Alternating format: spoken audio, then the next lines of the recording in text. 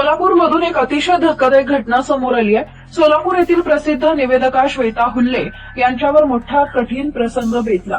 श्वेता यांनी फेसबुक पोस्टमध्ये म्हटलंय की साधारण 8 ते 10 दिवसांपूर्वीची घटना आहे।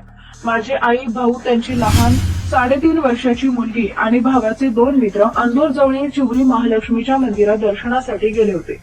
दर्शन करून सोलापूरकडे येत असताना साधारणतः भर दुपारी 3 वाजण्याच्या सुमारास इटकळ गावच्या पुढे सोलापूरच्या दिशेने 1 किलोमीटर अंतराच्या हायवेवर गाडी पुढे गेली असताना एक उंच काळा कुट्टा भयंकर दिसणारा माणूस रस्त्याच्या मधोमध हातामध्ये भला मोठा जाड रॉड घेऊन आमच्या गाडीच्या अगदी समोर येऊन गाडी अडवत येऊन उभा राहिला।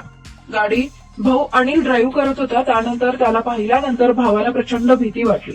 त्याला लक्षात आले की हा माणूस आता आपल्याला अडवून लुटमार करणार। तो गाडी तसाच चालवत पुढे निघाला, पण नवीन वाहन असल्याने त्यात असलेल्या नवीन फीचरमुळे ती व्यक्ती समोर आल्यामुळे अचानक जोरात ब्रेक लागून गाडी जागेवर थांबली।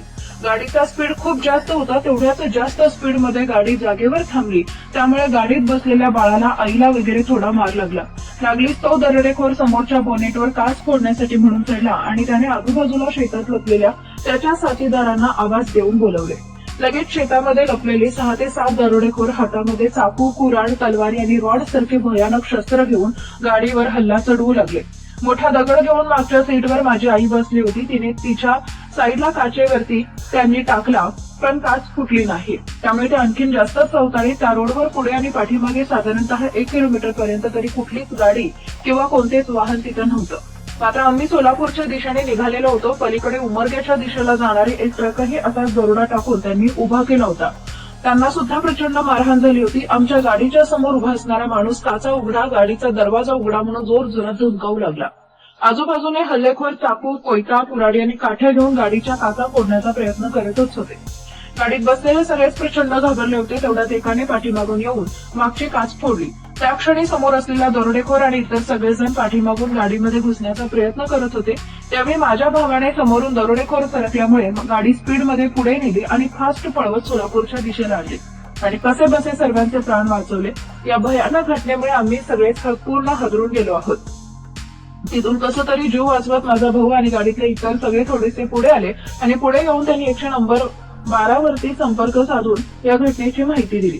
त्यावेळी तिथून अजब उत्तर मिळाले। त्यांनी सांगितले की तिथेच थांबा, आम्ही येत आहोत। त्याचं उत्तर ऐकून आम्हाला हसावं की रडावं तेच कळत नाहीये। तिथेच थांबा म्हणजे त्या दरोडेखोरांकडून जीव गमावून घ्या, मार खावा, तोपर्यंत आम्ही सगळे झाल्यावर येतोच तिथे असं अजिबात होत नाही बरं। या घटनेनंतर तिथून निघून थेट सोलापूर शहरामध्ये कृषी उत्पन्न बाजार समितीच्या समोरच गाडी उभा केली। स्वतःचा जीव एवढ्या भयानक परिस्थितीतून वाचवून आल्यावर कळत नव्हते नेमकं काय करावं। यासाठी थोडा वेळ गाडी बाजूला लावली आणि पाणी पिऊन थांबले। तेवढ्यात एक ट्रॅफिक पोलीस तिथे आले। त्यांना माझ्या भावाने सगळी हकीकत सांगितली। विचारले की तुम्ही कोण, यावर कारवाई का करत नाही। त्यांनी उत्तर दिलं की आम्ही तिथेच राहतो, त्यामुळे आमचा जीव धोक्यात येईल। आम्ही काही बोलू शकत नाही, तुम्ही बोला, तुम्ही आवाज उठवा।